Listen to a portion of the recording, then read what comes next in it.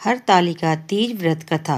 एक कथा के अनुसार माँ पार्वती ने अपने पूर्व जन्म में भगवान शंकर को पति रूप में प्राप्त करने के लिए हिमालय पर गंगा के तट पर अपनी बाल्यावस्था में अधोमुखी होकर घोर तप किया।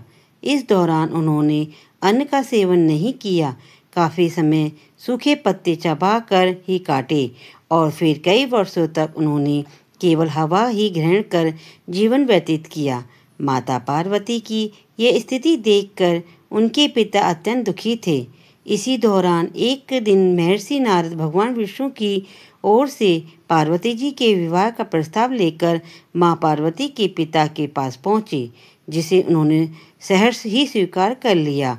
पिता ने जब बेटी पार्वती को उनके विवाह की बात बतलाई थी, वे बहुत दुखी हो गईं और जोर जोर से विलाप करने लगीं। फिर एक सखी के पूछने पर माता ने उन्हें बताया कि यह कठोर व्रत भगवान शिव को पति के रूप में प्राप्त करने के लिए कर रही हैं, जबकि उनके पिता उनका विवाह श्री विष्णु से कराना चाहते हैं। तब सहेली की सलाह पर माता पार्वती घने वन में चली गईं और वहां एक गुफा में जाकर भगवान शिव की आराधना में लीन हो गईं।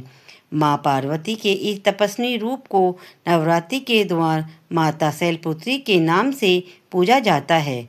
भाद्रपद शुक्ल तृतीया तिथि के हस्त नक्षत्र में माता पार्वती ने रेत से शिवलिंग का निर्माण किया और भोलेनाथ की स्तुति में लीन होकर रात्रि जागरण किया। तब माता के इस कठोर तपस्या से प्रसन्न होकर भगवान शिव ने उन्हें दर्शन दिए और इच्छानुसार उनको अपनी पत्नी के रूप में स्वीकार कर लिया।